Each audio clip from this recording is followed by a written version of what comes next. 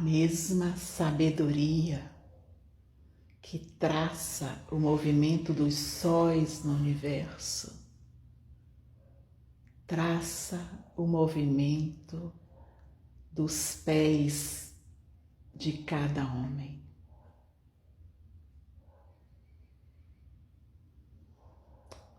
A nossa mente racional, limitada ao que vemos com os olhos físicos, poderia achar esta frase absurda e irracional.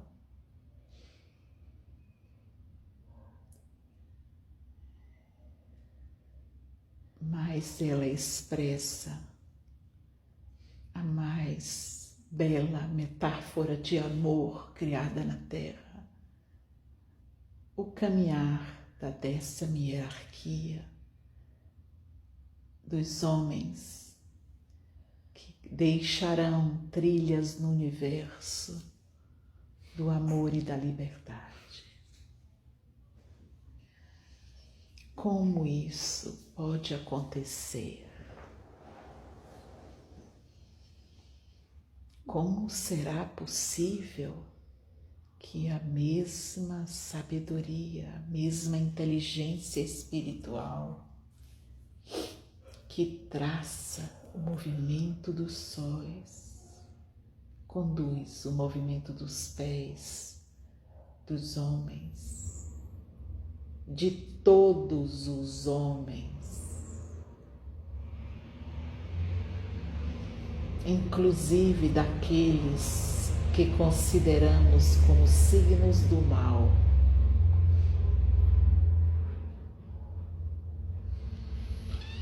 O Criador um dia sonhou. É assim que a cosmogênese nos conta essa história linda. Sonhou em um dia ter seres que compartilhassem com ele a liberdade. Mas como não havia dualidade na criação, não era possível a liberdade, porque a liberdade é fruto da possibilidade de eu não escolher a luz. Só quando eu posso não escolher a luz, e mesmo assim a escolho, aí estou livre. Este conceito de misericórdia e de amor é tão amplo, tão profundo, que às vezes nem abrimos as nossas almas para nos relacionarmos com ele. E convido a cada um que venha a ouvir essa reflexão, que nos acompanhe neste mergulho, sem medo, acerca do que é verdadeiramente a liberdade humana.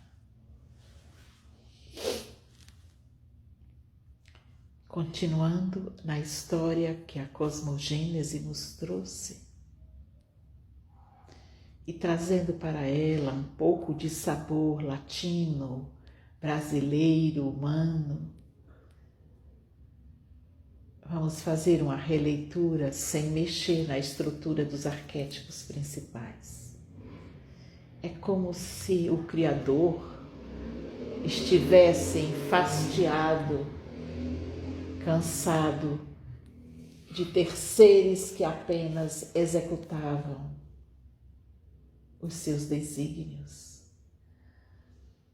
Ele desejou ser capaz de criar seres co-criadores com ele na criação.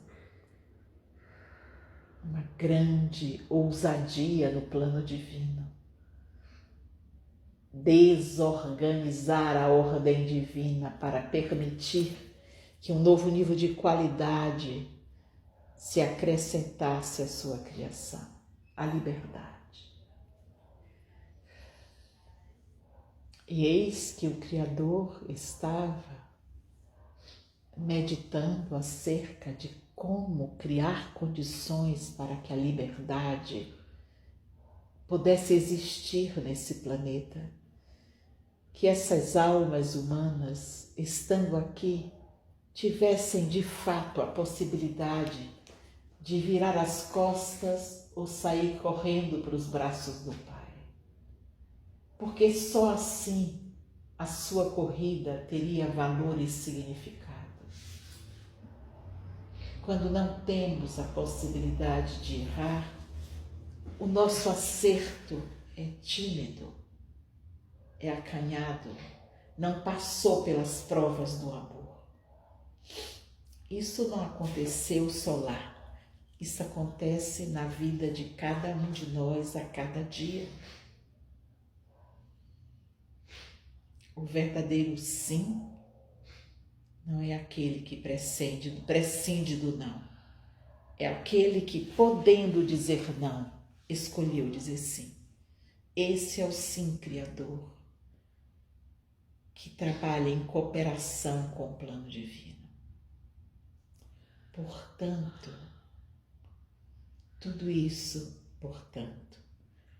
foi para chegarmos no conceito que foi muito conversado aqui essa noite: erro e acerto.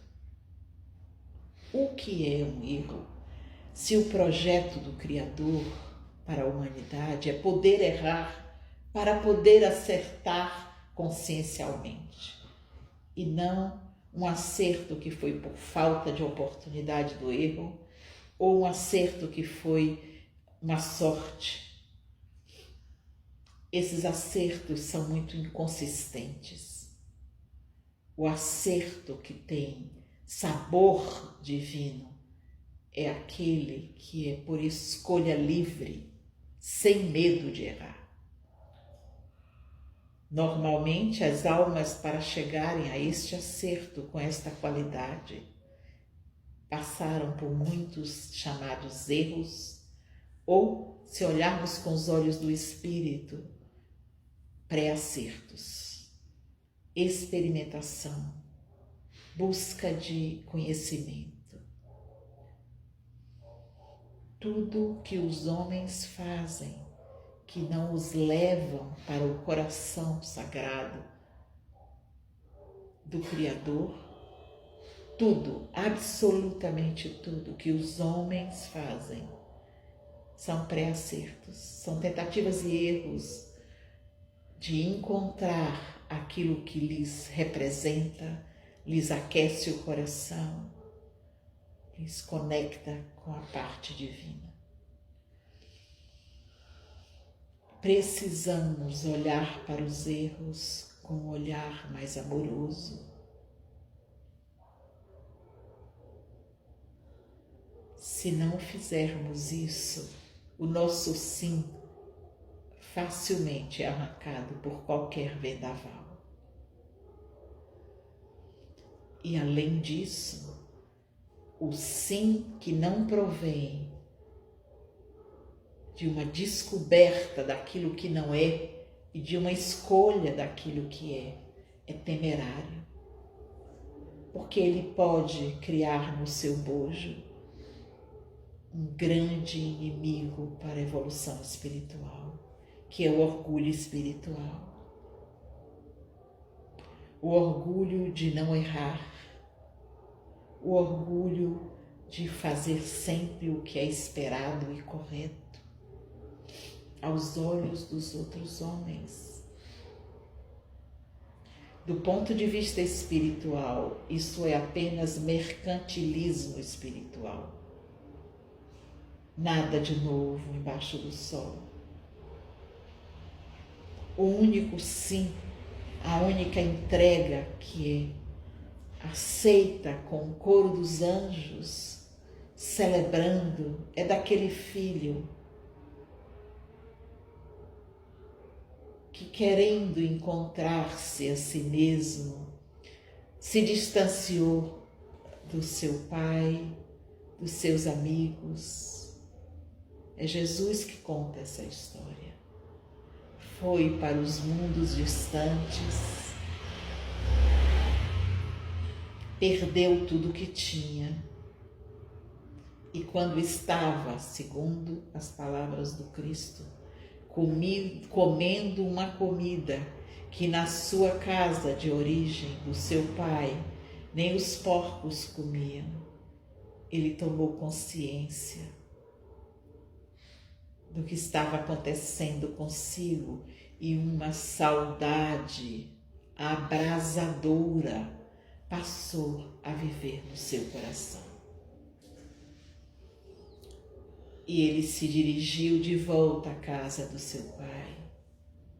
E lá foi recebido com honras especiais. O seu irmão, que nunca tinha saído da casa do pai, ficou intrigado. No relato, até magoado, e faz uma pergunta para seu pai: como é que eu fiquei aqui o tempo todo, não te dei prejuízo, não te fiz passar vergonha, e esse meu irmão que fez isso e muito mais, volta agora sem nem uma roupa digna, na visão dele, para usar, e você o recebe em festas? Eu não entendo, meu pai, a sua lógica. E o pai, que simbolicamente aí não é o pai, né? É o pai, retratado como pai na terra, responde para o seu primeiro filho: haverá mais festa no céu por uma ovelha que se desgarrou e voltou em liberdade para o aprisco, do que por uma que nunca saiu de perto do aprisco. Essa parábola tem muito a nos ensinar. Precisamos nos perguntar: o que é que me faz não sair do aprisco? Se é apego, se é medo, se é vontade de ficar bem na fita, se é constrangimento, se são vantagens secundárias. Onde estão os meus impulsos de sair do aprisco, porque eles vivem dentro do corpo de cada homem? Essa é uma das provas maiores que a hierarquia humana precisa passar, que é vencer as forças adversas que passaram a viver dentro da corporalidade. Então, não existe nenhum ser humano que não tenha impulsos de transgressão na lei do amor. Isso é dado, isso não foi nós que inventamos. O que é nosso é o que eu faço depois que descubro que o que eu pensava que era liberdade é ilusão. Que resposta nova eu dou quando eu percebo que tudo aquilo que eu pensava que era liberdade é apenas manipulação da minha alma através do meu egoísmo, pelas forças adversas. Por um lado, podemos pensar: mas não é possível caminhar sem o erro? E do outro lado, ouvimos uma pergunta: mas foi o Criador que nos deu o livre-arbítrio. Como é possível caminhar sem o erro se chegamos neste planeta sem a nossa consciência desperta para guiar os nossos passos? E vamos aprendendo por acerto e por pré-acerto. Tudo que sai desta compreensão é apenas vaidade e orgulho espiritual. Ai daqueles que nunca saíram do aprisco porque nada aprenderam. Este não é o caminho humano. Este é o caminho dos anjos. Eles não têm vontade própria e por isso são guiados por um instinto espiritual e não fazem nada de errado, nunca. Nós humanos não. O nosso projeto evolutivo passa pelo acerto e erro. Então, está tão fora da conexão aquele que escolheu só ir contra a lei do amor e, portanto, só se firmar no erro, no pré-acerto, só repetir pré-acertos, como está fora do caminho humano aqueles que nunca erram. O caminho humano é o caminho do pré-acerto, é o caminho de descobrir com seu próprio coração qual é o caminho. Porque quando colocamos os nossos pés no caminho que viemos viver, guiado pela mesma força que guia o movimento das estrelas no céu, sentimos no nosso coração uma vibração indescritível de alegria celular e de paz. Este é o caminho humano. É descobrir a sua trilha, a sua rota, através da tentativa de encontrar esta rota, fazendo movimentos de pré-acerto. Quando pré-acertamos, aprendemos tudo o que é e tudo o que não é a lei do amor. Então, nosso aprendizado é duplo. Neste contexto,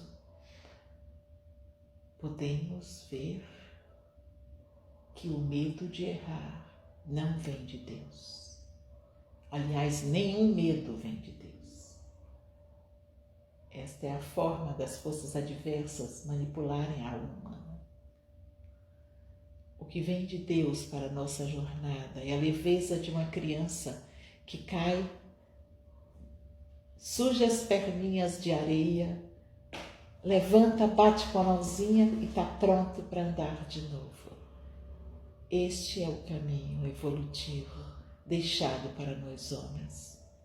E cada um que faz esse movimento pode contar para o outro o seu aprendizado. E o outro pode aprender com o seu aprendizado. Isso não significa não cometer outros pré-acertos, mas não precisará cometer aqueles. Alguém já fez. Ele fará outras tentativas e outros pré-acertos. Peço a todos que venham a ouvir essas reflexões, que pensem, reflitam quem governa os meus pés. Tenho pés que andam, que escolhem inclusive trilhas que não são as esperadas, mas como eles são guiados pelas estrelas, logo sentem tremores internos na consciência, lhe dizendo: não é por aqui. A alma que se permite isso aprende qual é o seu não caminho e aprende também qual é o seu caminho. Então, caras almas, não permitam com que o medo paralise a sua jornada. Caminhe. Também não caminhe sozinho. Se fôssemos para caminhar sozinhos, não teríamos um céu estrelado na nossa cabeça, nos dizendo: estamos aqui. Olhar o céu se tornou algo tão obsoleto para o homem moderno contemporâneo, porque ele esqueceu que o ser divino dele é feito de estrelas. É um ser estelar cósmico. E quando eu contemplo as estrelas, eu acordo em mim as memórias do meu ser estelar. Podemos tomar esta frase literalmente, como também podemos tomá-la como metáfora. Literalmente porque, de fato, as estrelas emitem fluxos de energia divina que, se contempladas adequadamente, com vagar, com entrega, nos fazem recordar quem somos. E também esta frase vale como imagem para nos lembrar que podemos contemplar as estrelas no céu. As crianças são as estrelas no céu. As flores são as estrelas no céu. Nossa família espiritual são a estrela no céu. Aqueles que estão a serviço do bem, em qualquer situação ou circunstância, são estrelas que caminham pela terra.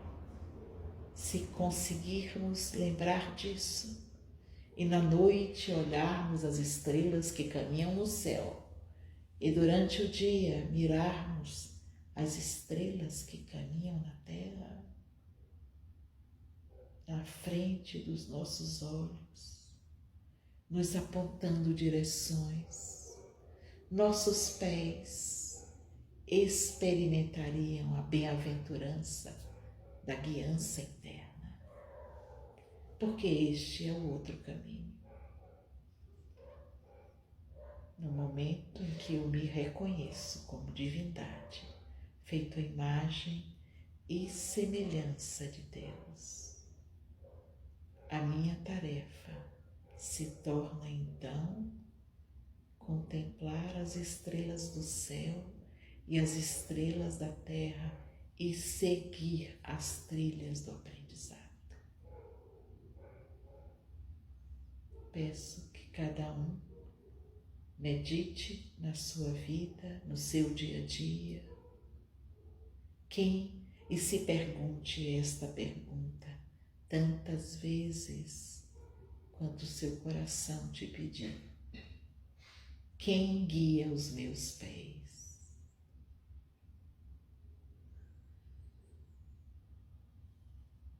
Que o sopro da luz branca do amor divino nos envolva, preencha o nosso coração de bem-aventurança e paz. Que assim seja.